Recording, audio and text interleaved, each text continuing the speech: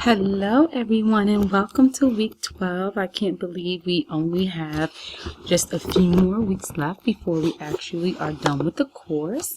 I hope you guys are doing well and field is treating you well. You guys are gaining some really great knowledge about the social work practice. So this week, we're focusing on developing a professional social work identity, and it's so unique because I think, as social workers, we bring a lot of different personalities to the table, but we all kind of use the same function to guide our ethical decisions and to provide boundaries for the people we work with, but also the people we work for, being the clients. So your written assignment this week is, really a time to reflect back to a time that you received supervision that prompted you to reflect on your professional use of self and how you use such feedback to self-correct.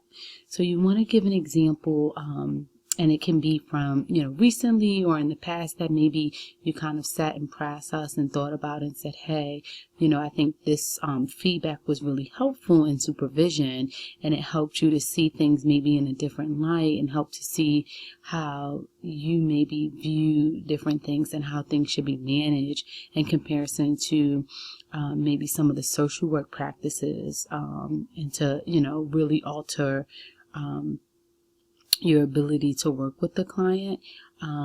So I can give you guys an example. I know for me, I used to be really too sympathetic with clients because of their trauma and because of their issues, that it was hard for me to even set boundaries if they didn't keep their appointments, or if they just weren't always professional. could be passive about it as opposed to kind of approaching it with them and setting those boundaries, because I think sometimes it's easy for us to get misused or overused. And I think for me, in my field practicum, that was something that I remember struggling with, that I've grown a lot more with, because I can be very passive and just very loving. But I think that, in this sense of what we do, I think it is important to set boundaries with clients and also hold them accountable and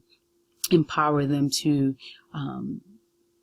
put boundaries in their own lives, because sometimes that can be an issue that they may struggle with. So the second part of that is your attention to professional roles and boundaries. So you're going to discuss a time and field where you may have needed to remind yourself of your professional role and the need to use boundaries to protect your client.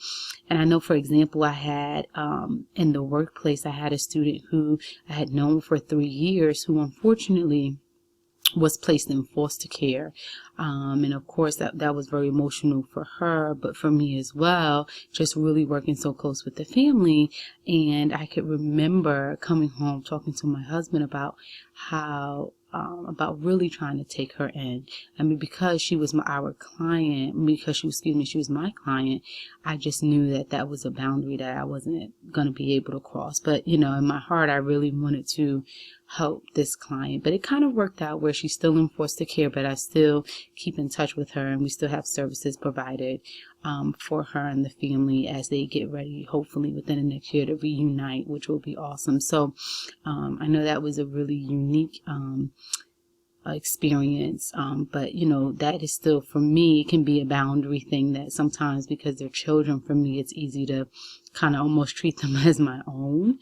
So if you guys are, I know a lot of you guys are parents and caregivers and may have some similar experiences as well. And it could also be with, older clients who might remind you of your parents or your grandparents that you kind of want to care for. So I think that it's easy to cross boundaries when we have so much compassion for what we do and the people that we serve. So it's something surely to be mindful of. And I know some boundaries are easier to be mindful of than others, especially when it's a really helping relationship. But I think, even setting boundaries in the beginning as, this is what we're responsible, this is what I'm responsible for, this is what you're responsible for, and here's how we're going to work as a team to make this happen. So, I think, and then as things may occur that may be problematic, I would always advise you to, really address things heads on in a professional manner if you feel comfortable with the client. And if not, to always seek supervision about how to maybe resolve something like that.